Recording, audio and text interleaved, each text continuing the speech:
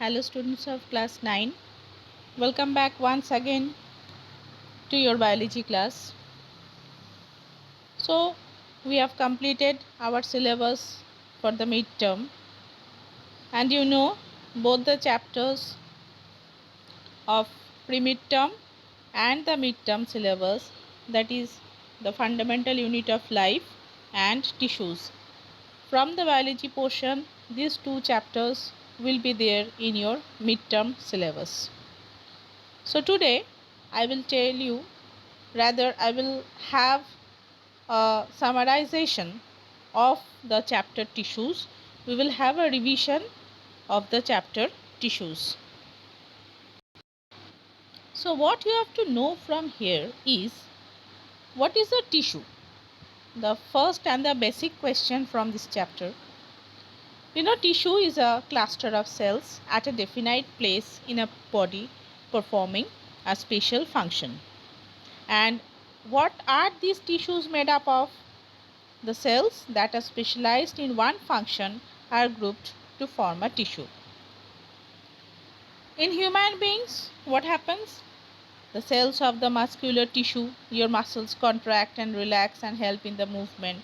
This is done due to the presence of the tissues within the muscle cells. So many cells combine up together to form a tissue. Many tissues combine up together to form an organ. Many organs combine up together to form organ system, and the entire organ system comprises of an organism. Now we will know what is the difference between a plant tissue and an animal tissue. So how can we identify between a plant and an animal? It is very easy. By looking it, we can put it whether it is under the kingdom Plantae or whether it is under the kingdom Animalia. Now plants are very stationary, so they do not require more energy and hence also do not need more living tissues. The number of the living tissues in the plant is less in comparison to the animals. The number of living tissues is more in animals. Why? Because animals have to move from one place to another, so they require more energy, and so the number of living tissues is also more. In case of plants, the growth of the cells is limited to certain regions, because throughout the plant body the tissues does not go on enlarging. But in animal, the growth of the cells is uniformly distributed within the body. That is, the uniform growth of all the body parts take place simultaneously. In plants, the organ and the organ system have less complex structural organization in comparison to the animal tissues. In the animals, what happens? The organ and the organ system, they have more specialized and they have more complex structural organization. So as a result, the demand of the tissues is also more. So you have to differentiate between the plant tissues and the animal tissues. Now we will discuss about the plant tissue. There are some tissues in the plants which divide throughout the life. The tissues divide for the growth and the reproduction of the plants. Plant tissues have been basically classified into two main groups.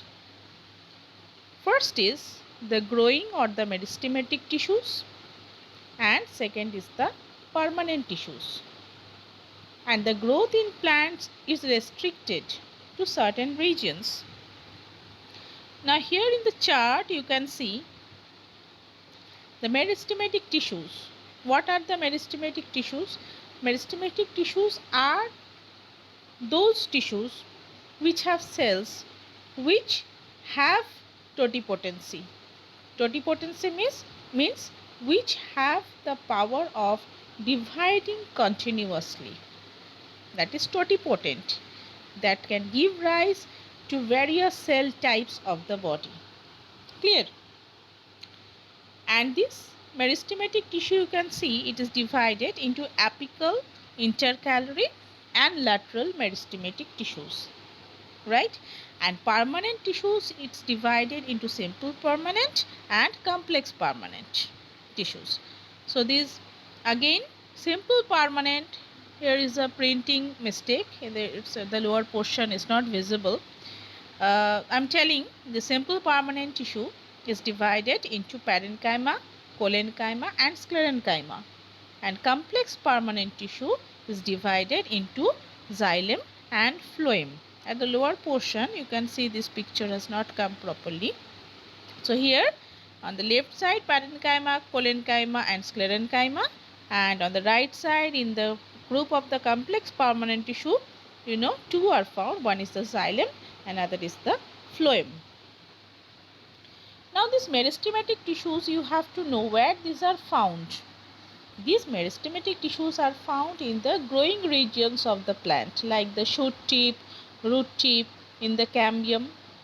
Okay, and these cells are immature and are capable of undergoing repeated divisions throughout their life. How the cells look like? Spherical, it can be oval, it can be polygonal, or it can also be rectangular in shape.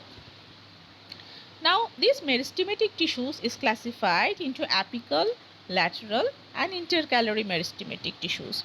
Apical meristematic tissues, where are these found? These are found in the tips of the stem and the roots. What do they do? What is the main function? They help in the growth of the stem and the root. Okay. Next, lateral meristematic tissues, where these are present?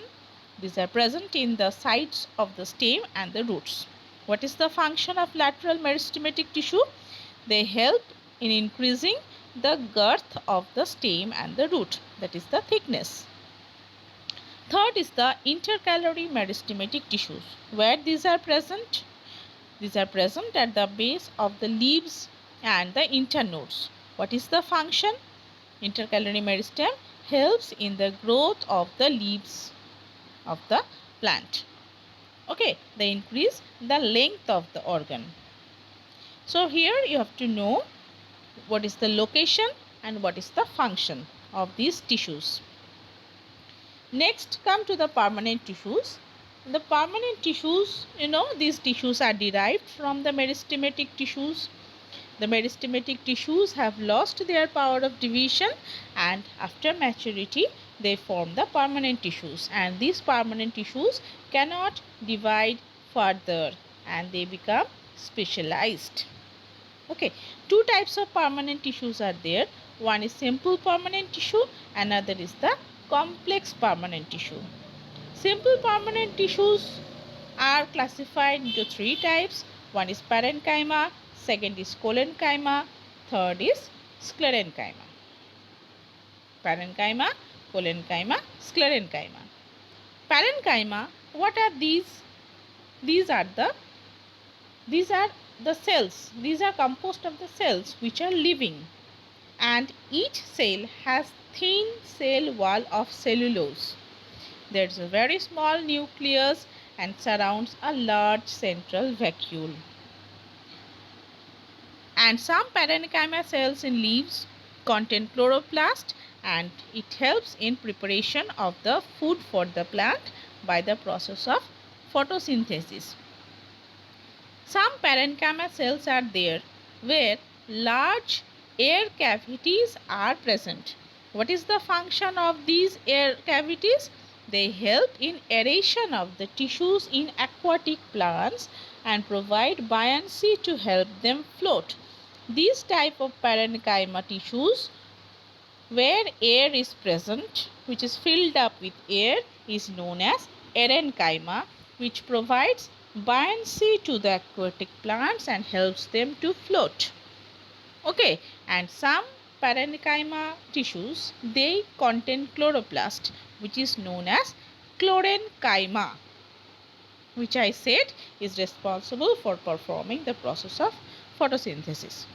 Next, collenchyma. Collenchyma, the cells are very closely packed together and there is no intercellular space, and the corners of this type of collenchyma is very thick. Okay, why it is thick? Because it protects the plant, means due to which the plant becomes firm and elastic. Sometimes these cells also contain chloroplast. Okay, and what is the function of these? I'm talking about collenchyma. What is the function of this collenchyma? Because it is flexible, this is the only tissue which is flexible.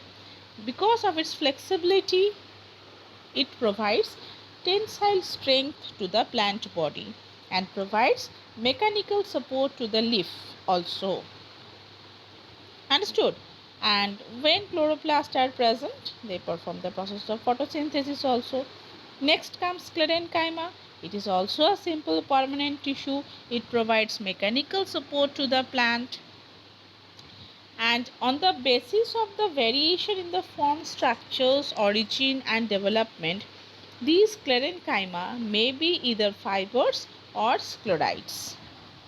And the cell wall contain lignin and chemical substance which act like cement and hardens them. As a result, it becomes very flexible and mechanical support to the plant is also provided. Okay. So here you can see some pictures of parenchyma, collenchyma and sclerenchyma, and the lower portion is the magnified image. How does these tissues look like?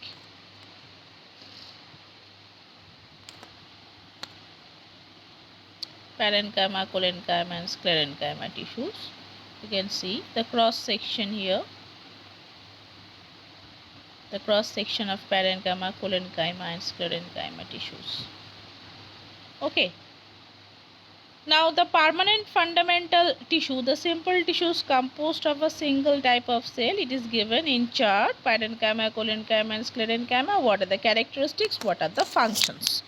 Okay, this I told just now. This is given in a very short tabulated form.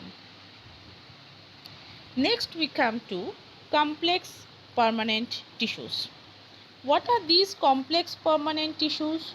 These complex permanent tissues contain more than one type of cells, and all these cells coordinate to perform a common function. The two important tissues in vascular plants are xylem and phloem. These are the two complex permanent tissues. First is the xylem, second is the phloem. What is the function of these two vascular bundles? Xylem and phloem are known as the vascular bundles. Their main function is to conduct water, mineral salts and soluble food materials to different parts of the body. Xylem basically is mainly concerned with the conduction of water and minerals and also provide mechanical support to the plant. Okay, this xylem consists of 4 different type of cells, both living and non-living. What are these components of xylem?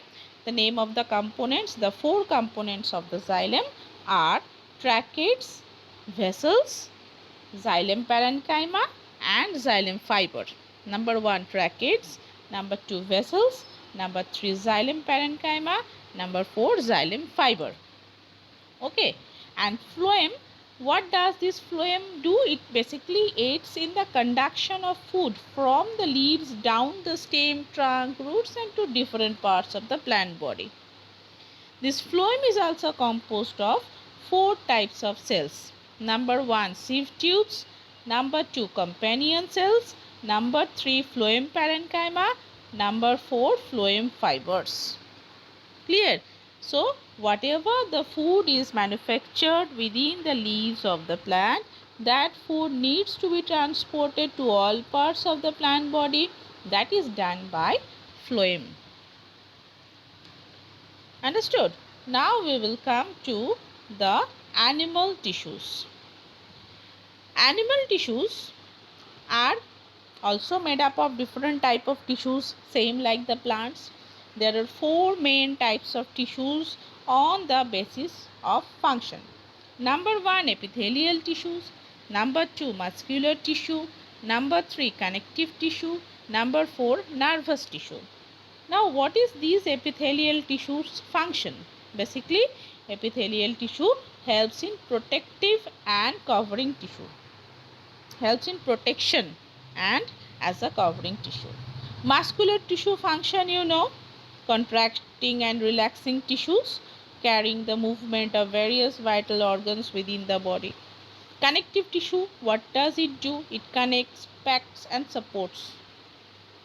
And nervous tissue's function is to conduct the nerve impulse between the central nervous system and other organs. Central nervous system comprises of what? Brain and spinal cord. Okay, brain and spinal cord together makes up the central nervous system. Now you see the chart. Animal tissue is divided into four, I said, epithelial, muscular, connective and nervous tissues. This epithelial again can be subdivided into squamous, columnar, cuboidal and glandular.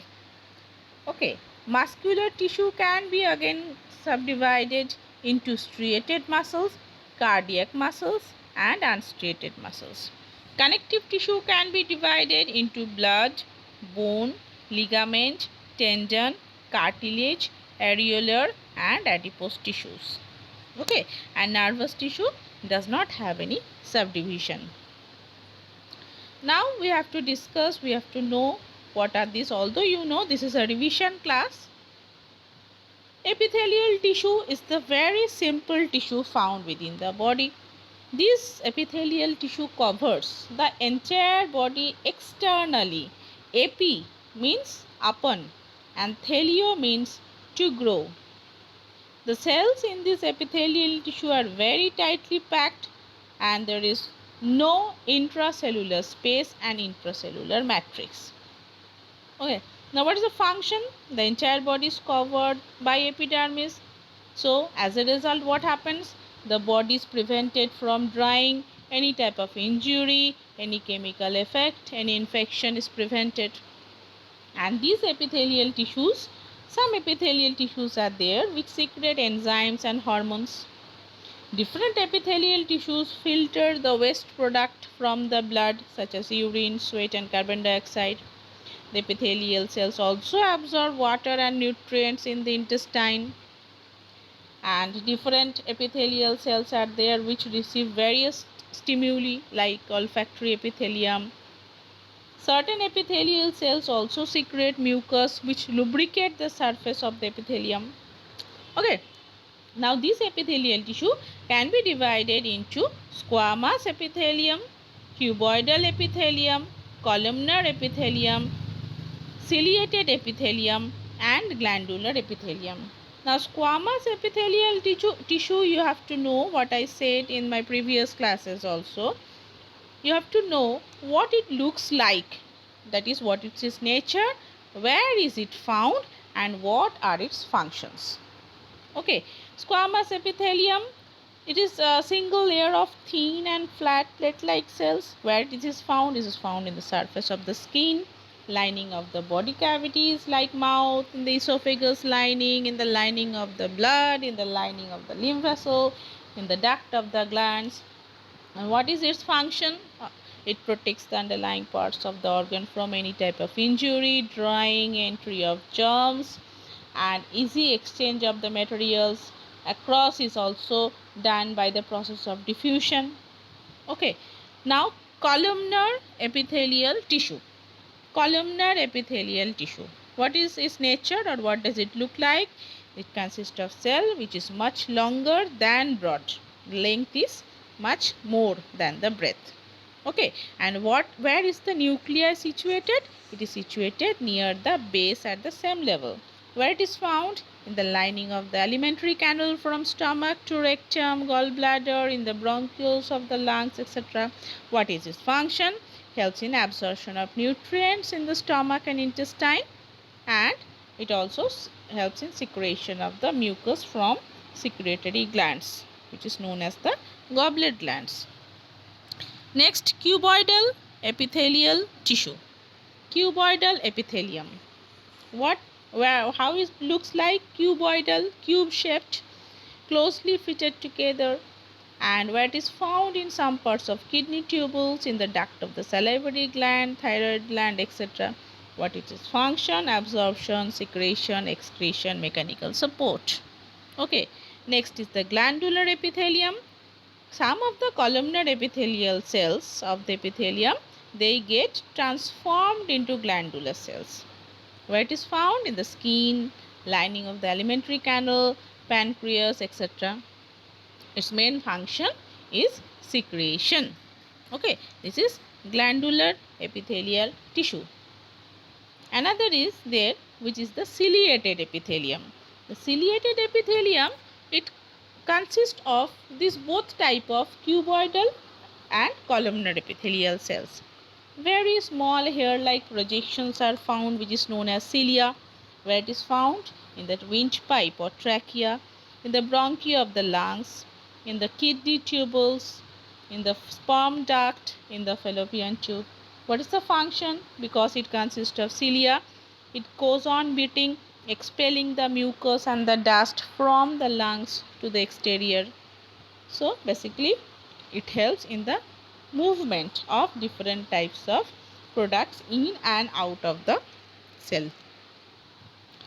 Okay, now here you can see the different types of epithelium: pseudostratified, simple cuboid, and this is just the diagrammatic representation of different types of epithelial tissues. Okay, next, muscular tissue. The movement of different internal organs like heart, alimentary canal is caused by these muscular tissues. This is arranged parallelly, and these are responsible for all outward manifestations of life. Muscle fibers help in the contraction, and these are placed together to form bundles. So these muscle tissues can be classified into striated muscle, unstriated muscle, and cardiac muscle. Striated muscle, this is voluntary. Voluntary means it is under the control of our will. These muscles have dark and light striations, or dark and light bands, you can say. So it looks like striped. So these type of muscles are also known as striated muscles. Okay, and each striated muscle is long, cylindrical, non-tapering, unbranched. In the sarcoplasm or cytoplasm of the muscle cell are embedded a large number of contractile elements, which is known as myofibrils. Where it is found is muscles are found in the limbs, bicep, tricep muscle, and also in the abdominal wall, in the diaphragm, tongue, wherever throughout the body you can find the muscles. These muscles function. What is the function? These are very strong, powerful, and they undergo rapid contraction and expansion. Due to continuous use for a long time, they become very tired, and sometimes they need rest. If you go on walking or if you go on exercising for the whole day, this is not possible. After few minutes or few hours, for some, it becomes tired. It needs rest. So you have to sit and take rest. Okay. And unstriated muscles, these are also known as smooth muscles, visceral muscles, or involuntary muscles. These muscles are not under the control of our will. The sarcoplasm contains fine longitudinal contractile threads, which is known as myofibril, and this is found in the wall of the visceral organ except the heart. And what is the function? These are involuntary. So movement, how the food you are eating is moving from your mouth to the stomach by means of alimentary canal. Okay, so the movement of the food in the alimentary canal, or opening and closing of the cavity, these are involuntary movements. These are not under the control of our will. Peristaltic movements take place. One side it is squeezing, another side is opening. In that manner the food goes through the alimentary canal. Cardiac muscles, this is only muscle found in the heart. These are composed of branched fibers. These are present in the walls of the heart. These muscles have the power to contract and relax rhythmically throughout the life, and this does not get tired. they don't show any fatigue.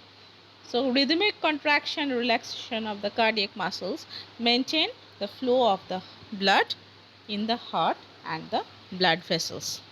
Okay, so you can see the picture of this typical type of muscle, the smooth muscle, skeletal muscle and the cardiac muscles. Okay. Next, connective tissue. Connective tissue provides a connecting link, joins different parts of the body together. From this word you can understand. And for these connective tissues can be categorized as blood, bone, ligament, tendon, areolar tissue and adipose tissue. So blood, this is a fluid connective tissue. We say blood is the fluid connective tissue. It contains RBC and WBC, platelets. And what is the function of blood? It transports carbon dioxide, oxygen, exchange of these gases takes place, digested food is absorbed and is passed to different parts of the body. Different hormones are secreted and that is passed, or that is reached to different organs, and waste materials are also excreted out. Bone, this is very hard and strong tissue, and this is embedded in the hard matrix. It consists of calcium and phosphorus compound. Bone, it provides supporting framework for the body also. Next, ligament. Ligaments are very flexible tissues. It joins bone together. Two bones are joined together by means of ligaments. Tendons, they join muscles to bone. Both these help in the movement. Areolar tissue is also known as loose fibrous tissue. Its matrix consists of two types of fiber. One is white collagen fiber, another is the yellow elastic fiber. This areolar tissue, they have a very widespread distribution within the body. These are found between the skin and the muscles, around blood vessel and nerve in the bone marrow. What is the function? It gives support to various organs and acts as packaging material between various structures of the body. Nutritional exchange also takes place. It defends the body against bacteria, microorganisms and other foreign bodies. And injured tissues are also replaced by the fibroblast by producing the collagen fibers. Adipose tissue, where it is found? This is found below the skin and between the internal organs. It consists of fat and help to store the fats for future use. The fat which you can see within your body or externally, not within, you can't see the within internal structure. These fats are mainly composed of adipose tissues. Okay, here you can see the components of the blood. What is blood? What does blood consist of?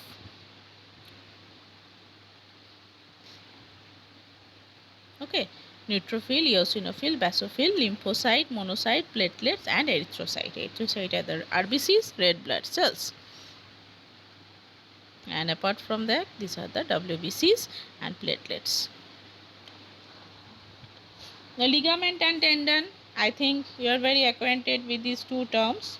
Ligament and tendon, I told, this is the bone to bone and bone to muscle junctions. Now areolar tissue, adipose, bone tissue and cartilage tissue. Okay, now we will come to nervous tissue. Nervous tissue, this is specialized for receiving and transmitting the messages in our body by means of nervous system. Here the brain, spinal cord and nerve are formed of nervous tissue, or the main unit is known as the neuron. Okay, it receives the stimuli from within and outside the body and send impulses or signals to various parts of the body. Now, dendron of the nerve cell, what they do? They receive impulse from the receptor organ, carry to the cyton, and action transmits them away from the cyton to another neuron, and in this manner, the entire transmission of the nerve impulse takes place from the brain to different parts of the body and vice versa. Okay, I hope you have understood. So till this much today. Read properly. Thank you.